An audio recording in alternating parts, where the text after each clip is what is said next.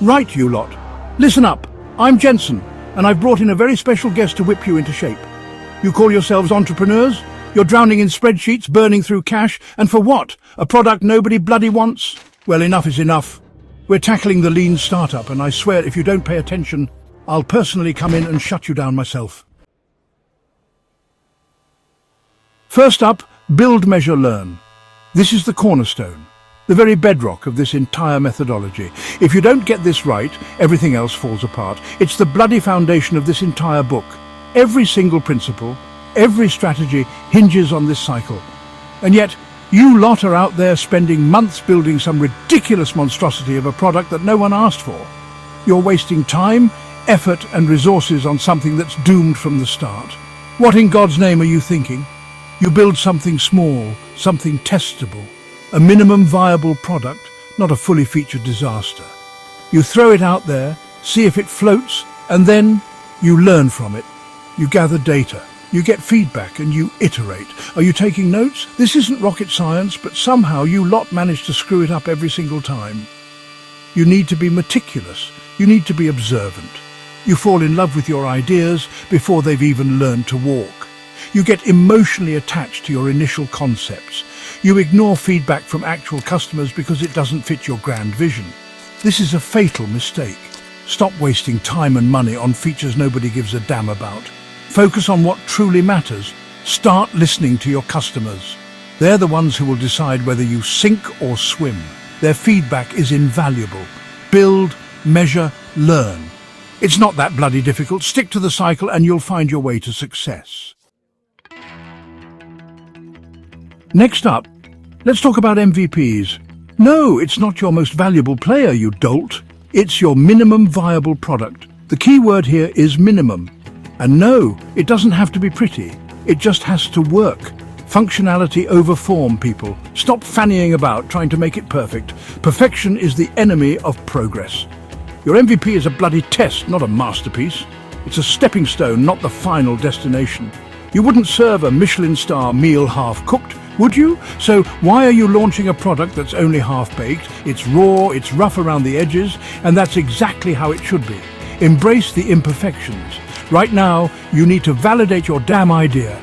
Get real-world feedback. So get that MVP out the door and into the hands of your customers. Let them be the judge. Let them tell you what works and what doesn't. Their feedback is gold. And for God's sake, listen to them. Don't just nod and ignore. This isn't about you and your precious ego. It's about creating something valuable.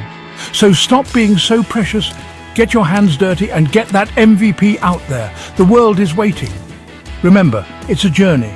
Each step, each iteration brings you closer to success. Chapter 3. Pivot or persevere? Stop being a donkey. You lot are more stubborn than a mule with a head cold.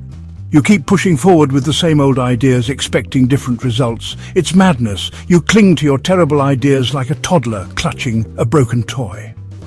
It's time to let go and face reality. Newsflash, not every idea is a winner. Sometimes, no matter how much you believe in it, it just doesn't work out. So how do you know when to cut your losses? How do you decide when it's time to pivot or persevere? Look at the bloody data. The numbers don't lie. They tell you the truth, even if it's hard to hear. If the numbers are telling you it's not working, you pivot. You change your strategy and try something new. You don't sit there whining, hoping the market will magically change its mind.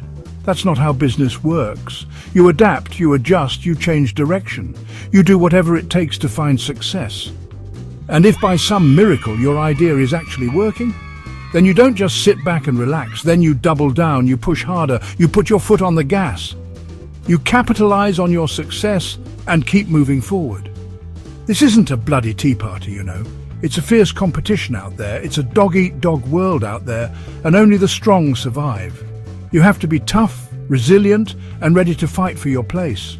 Pivot or persevere, but for God's sake, make a bloody decision. Your future depends on it. Chapter 4, Continuous Innovation. Keep up, you muppets. What's that? Oh, just the bit where you keep improving and adapting so you don't become the next blockbuster. Innovation isn't some mystical art, you numpties. It's not about throwing spaghetti at the wall and seeing what sticks. It's about constantly looking for ways to improve, to evolve, to stay ahead of the curve.